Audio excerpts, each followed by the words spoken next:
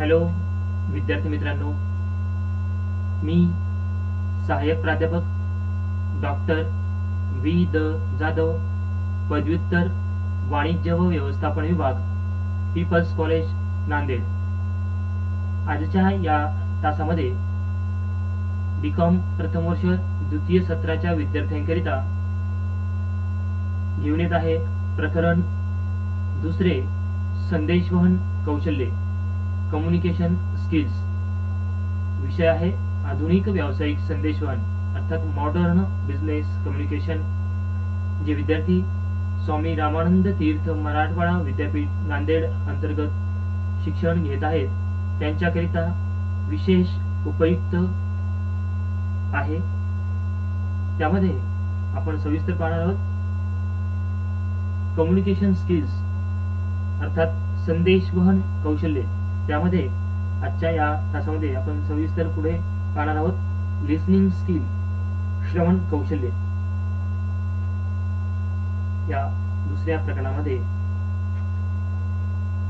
संदेशवहन म्हणजे बोलणे, श्रवण करणे आणि समजून घेणे. संदेशवहनाची क्रिया घडवून येण्यासाठी संदेशदात्याने बोलायला हवे आणि त्याचे बोलणे संदेश प्राप्तकर्त्याने नीट श्रवण करायला हवे.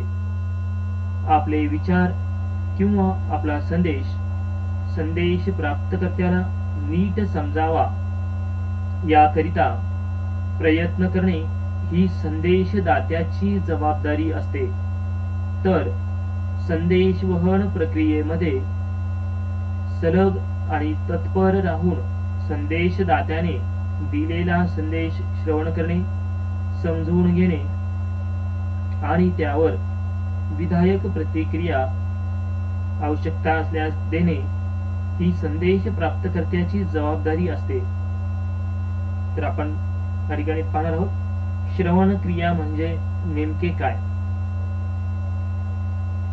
सुप्रसिद्ध व्यवस्थापन तज्ञ कीथ डेव्हिस यांच्या श्रवण क्रिया ही संदेश प्राप्तकर्त्याकडून जाणीवपूर्वक करण्यात येणारी सकारात्मक क्रिया होय.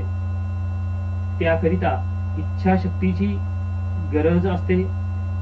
व्यक्तीच्या कानावर आवाज पडल्यानंतर संबंधित व्यक्ती निष्क्रिय राहून काही हालचाल घडून येत असेल तर त्याला श्रवण क्रिया म्हणता येणार नाही. थोडक्यात श्रवण क्रिया म्हणजे संदेशदात्याने दिलेला संदेश श्रवण करण्याची, संदेशाचा अर्थ नीट समजून घेण्याची आणि त्यावर विचारपूर्वक प्रतिक्रिया व्यक्त करण्याची क्रिया आहे.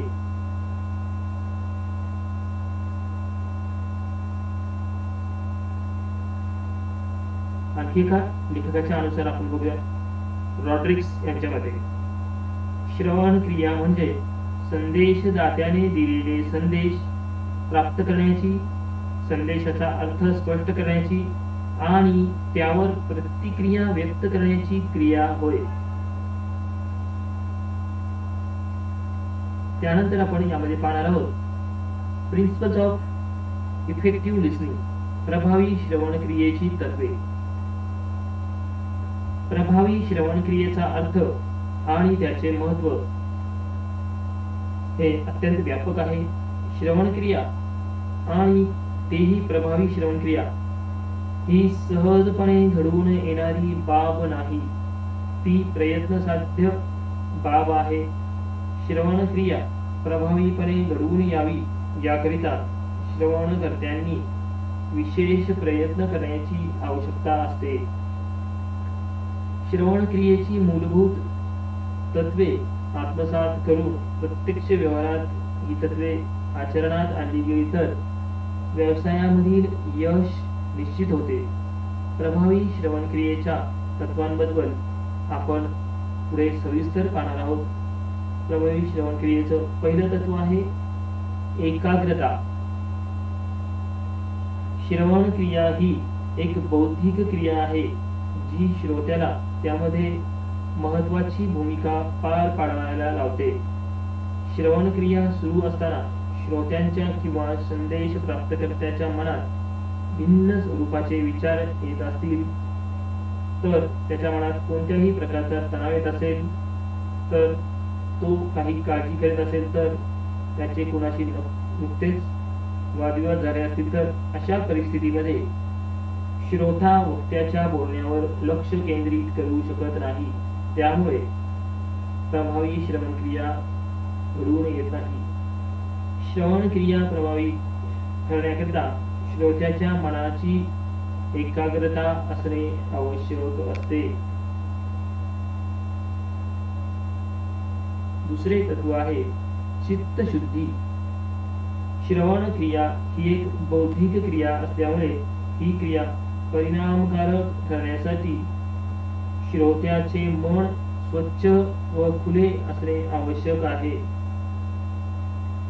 श्रोत्याचे मन स्वच्छ असेल तरच श्रोता वक्त्याचा प्रत्येक शब्द व वाक्य श्रवण करतो, त्याचा आशय त्याला समजतो आणि नंतर तो आवश्यक ती कृती करण्यासाठी तयार होतो. श्रवण क्रिया सुरू असताना श्रोत्यांच्या मनात संशय, अविश्वास, मत्सर, विरोध या व तत्सम भावना असल्यास श्रोता योग्य निष्कर्ष काढू शकत नाही. त्यानंतर तिसरे तत्व आहे अनाग्रही उदार दृष्टिकोन.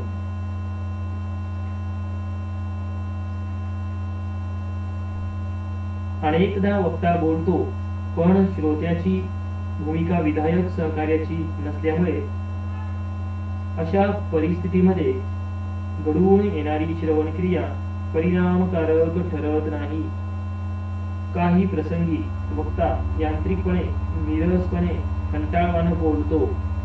तो ज्या विषयावर बोलतो तो विषय श्रोत्यांच्या दृष्टिकोनातून फारसा महत्वाचा नसतो.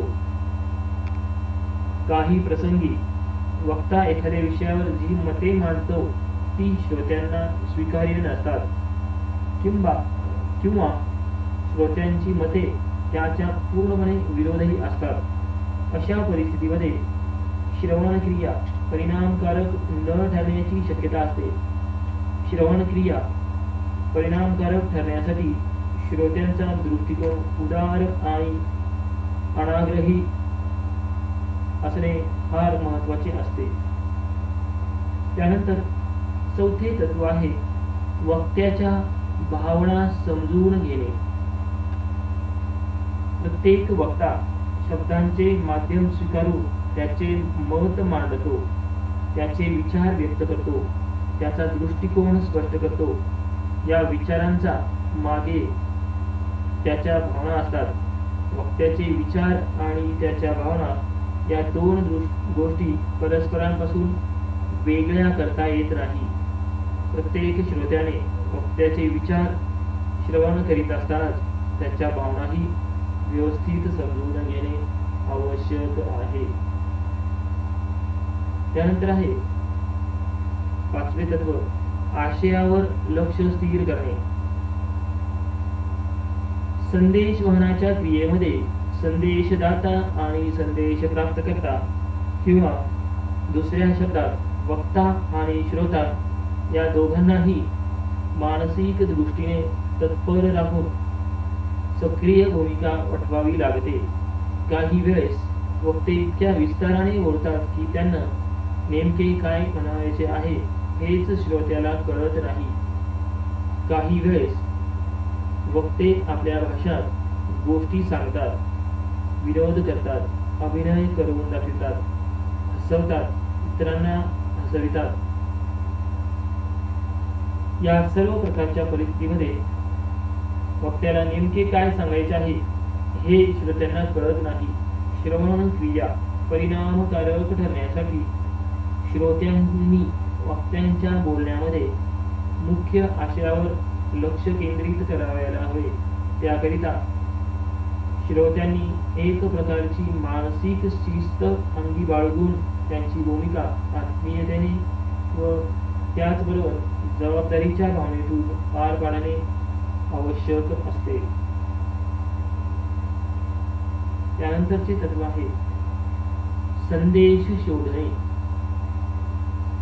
संदेश हा संदेशवहन प्रक्रियेचा आत्मा असतो, पण अनेकदा संदेशदाते पूर्व योजना न करता आपल्या भूमिका मांडतात.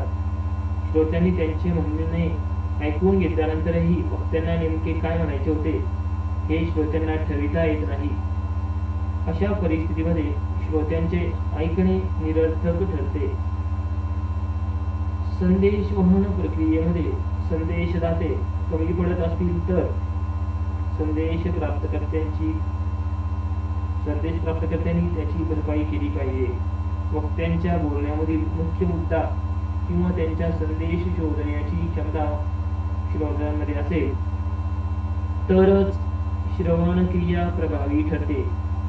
याकरिता श्रोत्यांमध्ये विषयाची जाण, उच्च दर्जाची बुद्धिमत्ता, मानसिक क्षमता आणि श्रवण कौशल्य असणे गरजेचे आहे. त्यानंतरचे तत्व आहे डोळ्यांचा उपयोग. मनुष्याच्या शरीरामध्ये मेंदू, डोळे, तोंड, कान हे अवयव जवळजवळ आहेत. या सर्व अवयवांचे कार्य परस्पर पूरक असते. संदेशवहन क्रियेमध्ये संदेशदाता जेव्हा संदेश देतो तेव्हा तो त्याचा मेंदू, तोंड व डोळे या अवयवांचा प्रामुख्याने उपयोग करीत असतो.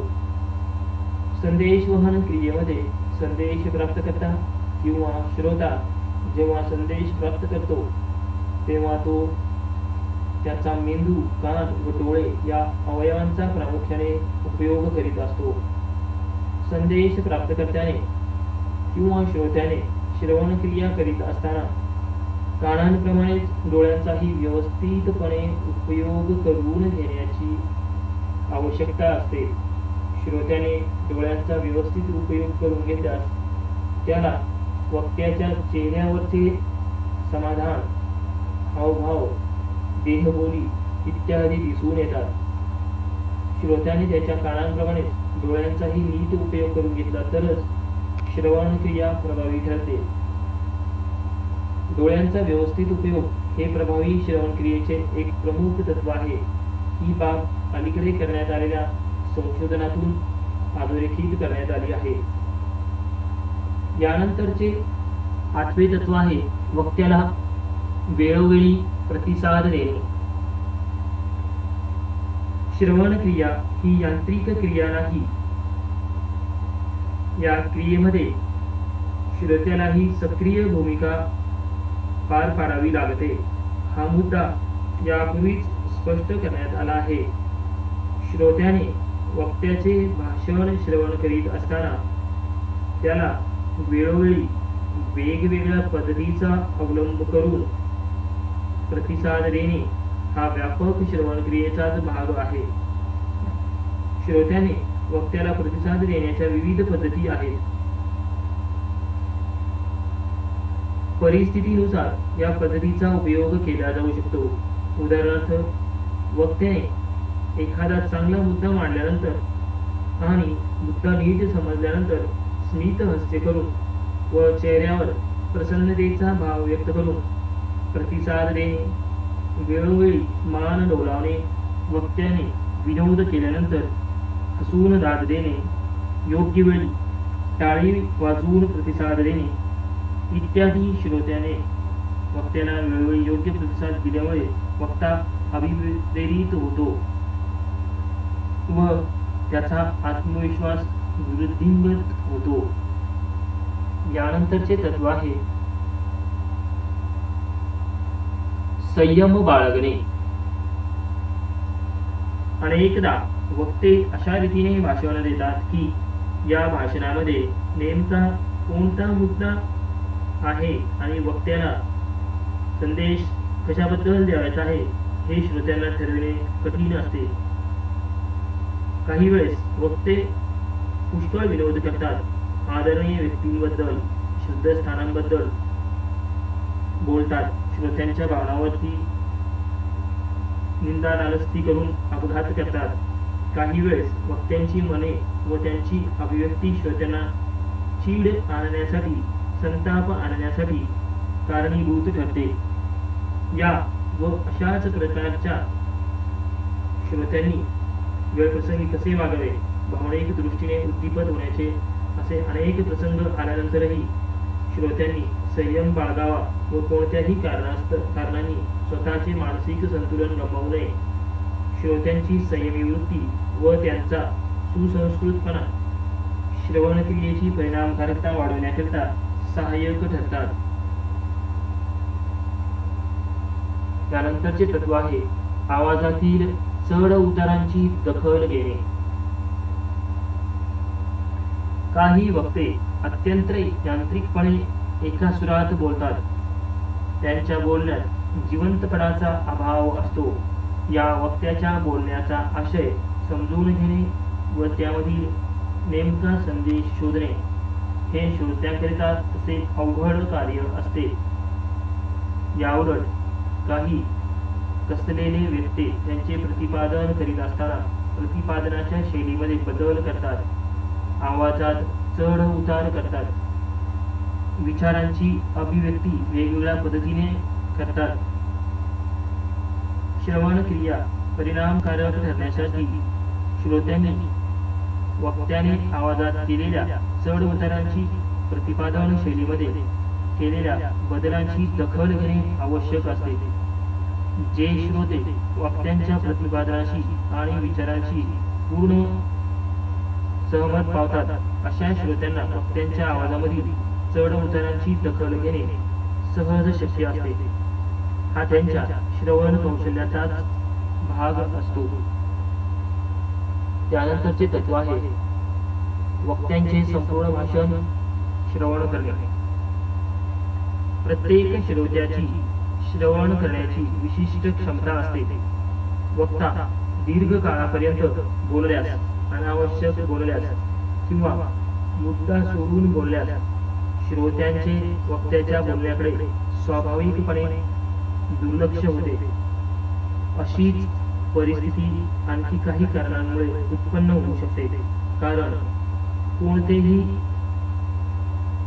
असो, श्रोत्याने वक्त्याचे भाषण न ऐकल्यास किंवा काही काळापर्यंत त्याने श्रवणक्रिया खंडित केल्यास त्याचा स्वाभाविकपणे श्रवणक्रियेच्या प्रभावीपणावर विपरीत परिणाम होतो.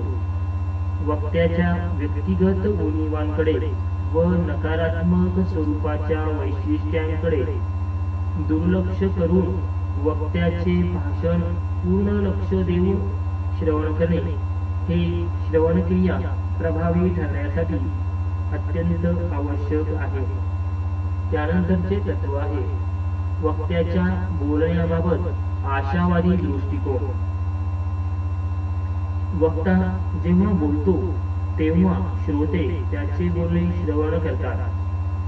श्रवण क्रिया करीत असताना श्रोत्यांची मानसिकता कशी आहे व श्रोत्यांच्या मानसिकतेमध्ये कोणकोणते व कसे बदल होतात ही बाब महत्वाची आहे. वक्त्याला विषयाचे पुरेसे ज्ञान नाही. वक्त्याचे व्यक्तिमत्व नकारात्मक आहे. वक्त्याने मांडलेले मुद्दे चुकीचे आहेत.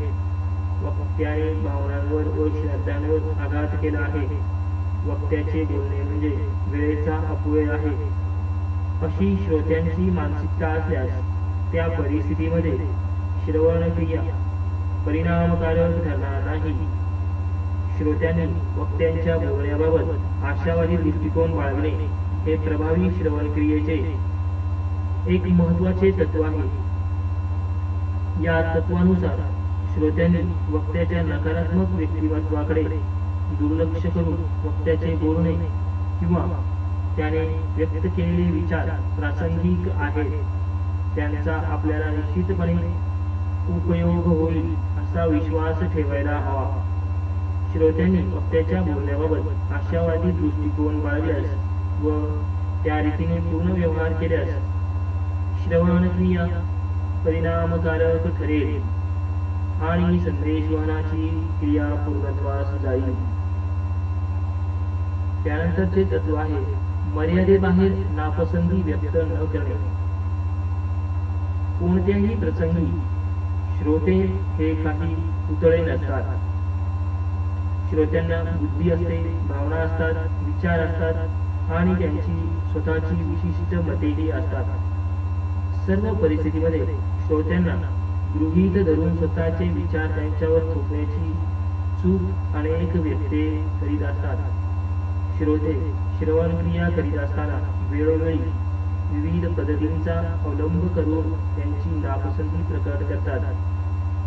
उदाहरणार्थ, सुटकारा सोडणे, कपाळावर आठ्या आणणे, समोरच्या टेबलवर हात थोपाटणे, कपाळावर हात मारणे, टाळी वाजवणे, आवाज काढणे इत्यादी. काही प्रसंगी विशिष्ट परिस्थितीमध्ये श्रोत्यांचे हे वागणे समर्थनीय आहे असे मानले तरी त्यालाही काही मर्यादा असतात. श्रोत्यांनी आपली नापसंती व्यक्त करणे स्वाभाविक मानले तरी कोणत्याही परिस्थितीमध्ये त्यांच्या हातून मर्यादेचे उल्लंघन होणार नाही याचीही दक्षता घेतली पाहिजे. श्रोत्यांच्या कोणत्याही प्रकारच्या कृतीमुळे वक्त्याच्या प्रतिष्ठेवर आघात होऊ नये याची नैतिक जबाबदारी श्रोत्यांवर असते. आपल्याला विद्यार्थी मित्रांनो, जर याप्रमाणे या पाठ्यक्रमावर आधारित सर्व व्हिडिओ बघायचे असतील तर आपण या YouTube चॅनलला लाईक करून सबस्क्राईब करावं, म्हणजे आपल्याला यापुढे सुद्धा सातत्याने माझे व्हिडिओ उपलब्ध होतील. काही अडचण असल्यास आपण मला व्हॉट्सअपवरती संपर्क साधू शकता. धन्यवाद.